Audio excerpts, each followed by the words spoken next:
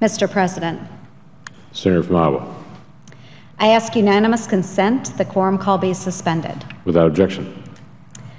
Mr. President, as we begin this week with the serious and necessary discussions about the budget, I rise today to talk about something that is very personal to me, something that is incredibly close to my heart: the service and sacrifice of our nation's finest men and women, those that serve in our armed forces. And as the budget process moves forward, we must ensure that our national security needs are met and that our veterans can receive the much-needed care and assistance they deserve. You see, growing up on a farm in rural southwest Iowa, my parents instilled in my sister, my brother, and me the importance of hard work, service, and sacrifice. In the summer between my freshman and sophomore years at Iowa State University, I was very fortunate to attend an agricultural exchange in Ukraine when it was still part of the former Soviet Union. The Iowa students and I lived on a collective farm for a number of weeks. In the evening, when the community members came together, we did not talk about agricultural practices like I anticipated. What we talked about was what it was like to be free, what it was like to be an American. Those were the things the Ukrainians wanted to know. They wanted to know about freedom, our republic, democracy. Just a few short years later, they became an independent nation. They are a sovereign nation. It was then that I better understood what it meant to have freedom and how much people elsewhere truly desire it. I wanted to do my part to ensure our country always remained free. That realization led me to make a decision when I was 19 years old, to join the Army Reserve Officers Training Corps, commonly known as ROTC. For over 2 decades, I've had the great honor of wearing our nation's uniform. Today, I serve as a lieutenant colonel in the Iowa Army National Guard, and I've been privileged to have led and commanded at many levels from platoon to battalion. From 2003 to 2004, I served as a company commander in Operation Iraqi Freedom. My unit was tasked with running convoys throughout southern Kuwait, and southern Iraq. As a soldier, I learned firsthand the vital role that citizen soldiers play.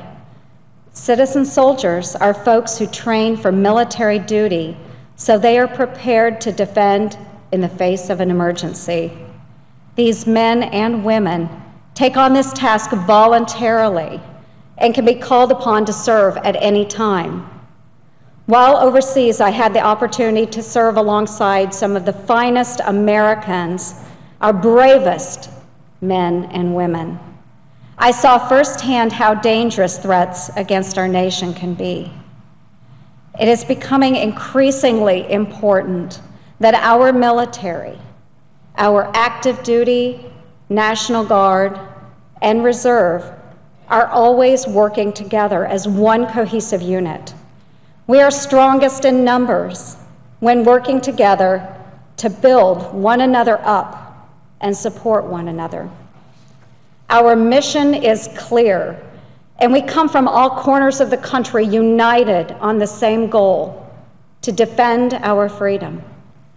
I continue to remain focused on strengthening our national security, both in my role in the Iowa National Guard and on the Armed Services Committee, where we discuss ways to support our exceptional military and develop bipartisan strategies to confront terrorism and destroy Al-Qaeda, ISIS, and those who are radicalized by them. Here in the Senate, we also have an incredible responsibility to not only make sure our country is protected, but to also ensure we live up to the promises made to our veterans. These men and women are trained and have selflessly sacrificed in defense of our freedoms and our way of life. However, we must ensure that our veterans are prepared to transition back to civilian life. They deserve nothing less than the benefits they were promised and a quality of care we can all be proud of. Unfortunately, that has not been the case. According to the VA, there are approximately 22 veteran suicides per day. We hear this number from time to time, but think about it. 22 veteran suicides per day. In November 2014 testimony before the Senate Veterans Affairs Committee, the VA's chief consultant for mental health said, the average wait time for a mental health appointment at the VA is 36 days. We can and must do better for our veterans.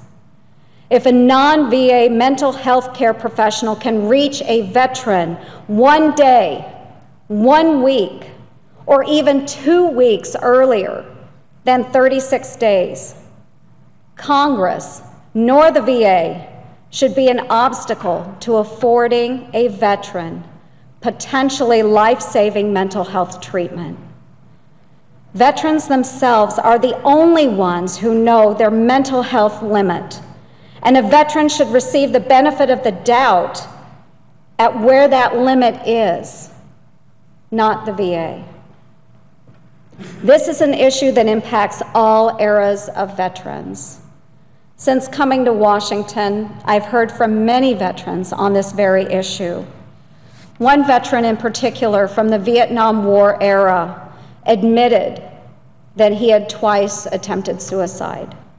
This veteran felt like he didn't have anywhere to go. We have to do better.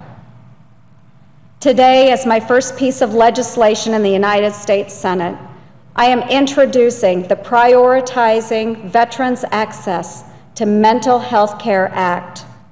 This legislation provides an option for our veterans to receive mental health treatment until they can receive comprehensive mental health care at the VA. This authorization for mental health care provides a backstop other than the emergency room for our veterans. Ultimately, the ER should not be considered a backstop for delayed mental health care at the VA, as most veterans who seek mental health treatment at emergency rooms do so when they have reached the limits of their suffering. There is no acceptable VA wait time for mental health care for our veterans.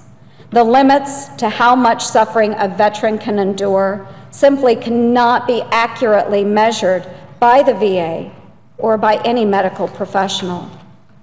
Specifically, this legislation puts veterans' mental health care first and foremost, provides a backstop to VA mental health care, and prioritizes incentives to hire more mental health care professionals at the Department of Veterans Affairs. The Prioritizing Veterans Access to Mental Health Care Act does several things. First, it amends the Veterans Access, Choice, and Accountability Act of 2014 to where a veteran is instantly authorized non-VA care if the veteran provides an electronic or hard copy statement in writing that he or she is not receiving adequate or timely mental health care at the VA. This eliminates the 40-mile and VA wait time triggers for mental health care under the Choice Act. Second, it prioritizes incentives for the hiring of mental health care professionals at the VA. And third, it provides the VA 90 days to enact the program. I hope this legislation will receive broad bipartisan support because ensuring our veterans have access to the mental health care they deserve is not a conservative or liberal concept. It's not a Republican or Democrat idea. It's an American value. If we do not stand up for Americans' tenacious survivors, who will? Thanks to these brave men and women, we are able to stand on this floor and fight for our beliefs and ideals. These veterans fought for us and defended us tirelessly. They endured more than some of us can ever imagine.